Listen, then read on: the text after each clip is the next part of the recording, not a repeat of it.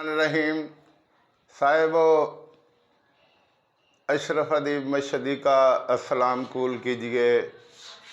साहिब, आज मैं आपके सामने मारूफ मुहक्किक डॉक्टर हमीदुल्लाह रहमतुल्लाह अलैह के बारे में कुछ बयान करूँगा। वो इंडिया के अंदर 1908 में पैदा हुए और 2002 में अमेरिका की रियासत फ्लोरिडा में फौत हुए और इस तरह उन्होंने 96 साल की उम्र पाई। उनकी ये तमाम ज़िंदगी एक मकसद के तहत गुजरी।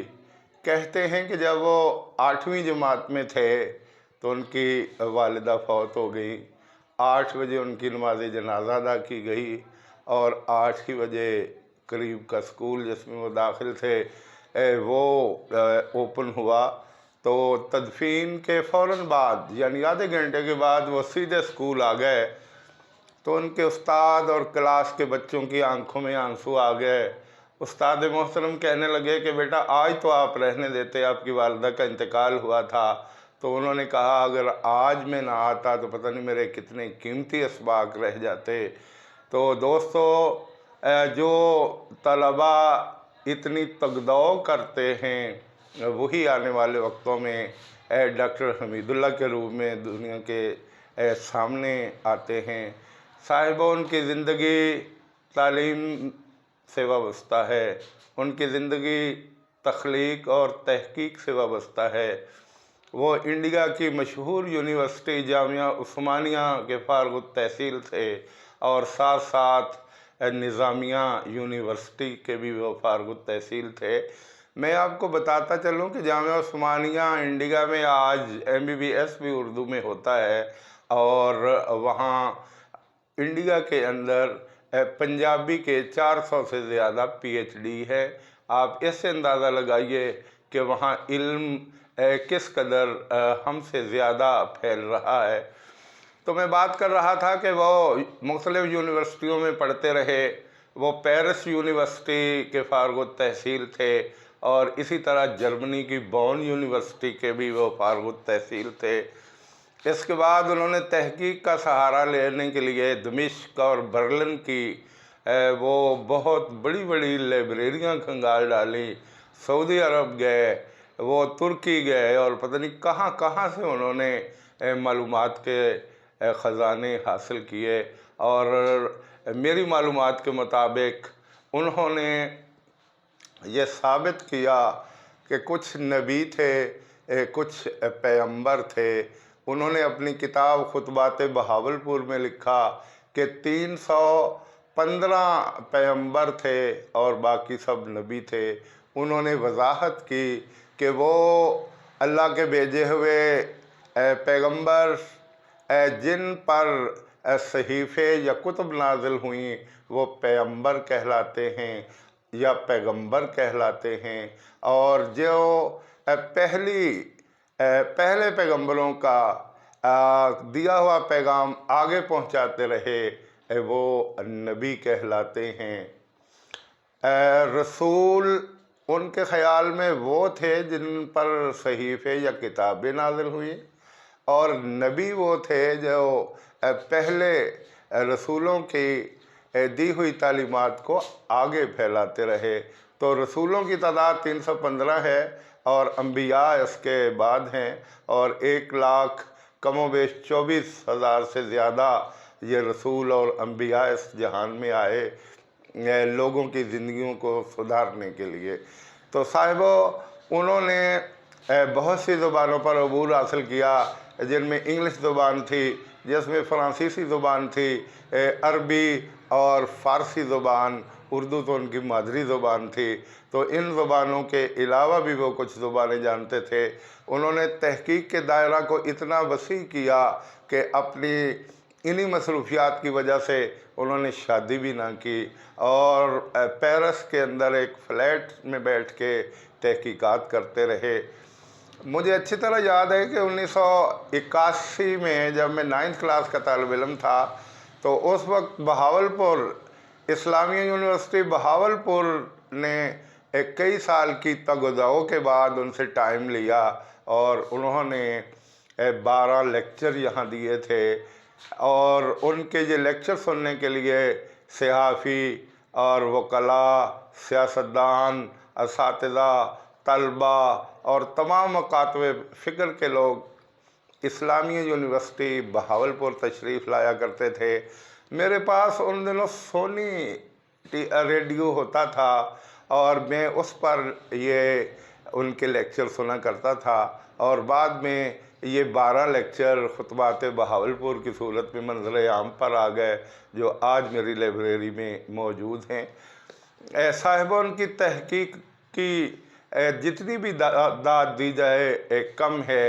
उन्होंने लिखा कि हज़रत उस्मान गनी के दौर में मदाइन के गवर्नर खुज़ैमा बिन यमान ने वहाँ से पैगाम भेजा कि यहाँ कई तरह की किरात होती है, क्या ही अच्छा हो कि एक किरात पे मुसलमानों को मुत्तफ़िक कर दिया जाए।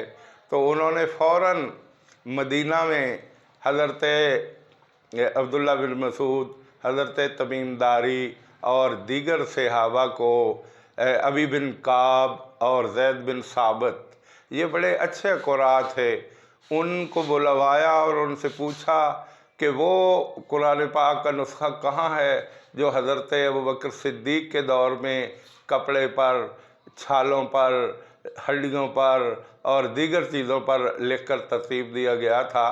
तो उन्हें बताया गया कि हज़रत मोहम्मद सल्लल्लाहु अलैहि वसल्लम की अहलिया हज़रत हफ्सा, जो हज़रत उमर फ़ारूक की बेटी थी, उनके पास है। तो वहाँ से वो मंगवा के उन्होंने कहा कि आप मस्जिद नबवी में बैठ के इसके 4 नुस्खे तैयार करें। और उन्होंने कुछ ही अरसा में 4 नुस्खे तैयार किए और पूरी सल्तनत इस्लामी सल्तनत के अंदर फैला दिए। डॉक्टर हमीदुल्लाह की तहकीकात के मुताबिक उनमें से 3 नुस्खे आज भी मौजूद हैं। एक समरकंदो और बुखारा में है और एक तोप कापी म्यूज़ियम तुर्की के अंदर, इस्तांबुल तुर्की के अंदर मौजूद है। और ये वो कुरान पाक है जो हज़रत उस्मान गनी शहादत के वक्त तिलावत कर रहे थे और उनके सफ़हात पर उनका मुक़द्दस खून गिरा था। और तीसरी कापी ब्रिटिश लाइब्रेरी बरतानिया के अंदर मौजूद है। और वो कहते हैं कि तमाम तर कोशिशों के बावजूद मुझे चौथी कापी के बारे में इल्म ना हो सका। तो डॉक्टर हमीदुल्लाह की सारी ज़िंदगी तहकीक में गुज़रे। बहावलपुर इस्लामी यूनिवर्सिटी बहावलपुर का वो वफ़द जो बार बार पेरिस जाता रहा, वो कहते हैं कि हमने देखा कि वो तहकीक में मगन थे। उनके कमरे में किताबें ही किताबें थीं। एक प्लेट थी, एक कप था और एक गिलास था। हमने देखा कि उसके अंदर भी जाले लगे हुए थे। हमने पूछा कि क्या आप खाते पीते नहीं हैं? तो वो कहने लगे कि जब मैं तहकीक में मसरूफ़ होता हूँ तो फिर बाद 3-3 दिन गुजर जाते हैं और मैं खाने पीने की तरफ मेरी तवज्जो ही नहीं होती, तहकीक की तरफ तवज्जो होती है। तो साहिबो डॉक्टर सुरैया हुसैन ने उनकी कुतुब की तादाद 155 लिखी है, जबकि दीगर मुहक्किकीन का कहना है कि उन्होंने 200 के करीब किताबें लिखी।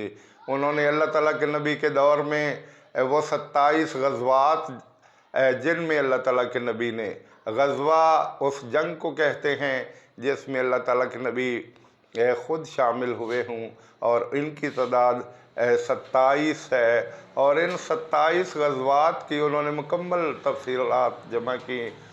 और बाकी जो थे जिनमें किसी सहाबी को अल्लाह ताला के नबी ने कमांडर इन चीफ़ मुकर्रर किया, वो सरिया कहलाते हैं। तो इनकी मुकम्मल तफ़सीलात इनकी किताबों में मौजूद है। उनका सबसे बड़ा कारनामा कि उन्होंने फ़्रांसीसी ज़ुबान में पैगम्बर इस्लाम नामी किताब लिख के फ़्रांस के अंदर तकसीम की, और बकिया कुतुब भी उन्होंने लिखी और पूरी दुनिया में उनकी कुतुब की مانگ بھی ہے اور دنیا ان کی تحقیق کو داد بھی دیتی ہے۔ ان کو ہلال امتیاز دیا گیا اور سنا ہے کہ ان کو کنگ فیصل ایوارڈ دیا گیا، جو انہوں نے باوجود رد کر دیا کہ مجھے اس کی ضرورت نہیں ہے۔ تو اس طرح آپ دیکھیے تو ڈاکٹر حمید اللہ نے بہت محنت کی، بہت کام کیا، اور لوگ کہتے ہیں کہ شاید اسی لیے انہوں نے شادی بھی نہیں کی کہ شادی کے بکھیڑوں میں پڑھ کے شاید میں تحقیق نہ کر سکوں۔ تو ان کی زندگی کے مختلف گوشے جگہ جگہ کتب میں موجود ہیں۔ میں نے مختصر مدت میں ڈاکٹر حمید اللہ کے حوالے سے آپ کی معلومات میں اضافہ کیا کہ انہوں نے اپنی 96 سالہ زندگی علم و ادب کے لیے اور علم و تحقیق کے لیے وقف کر دی۔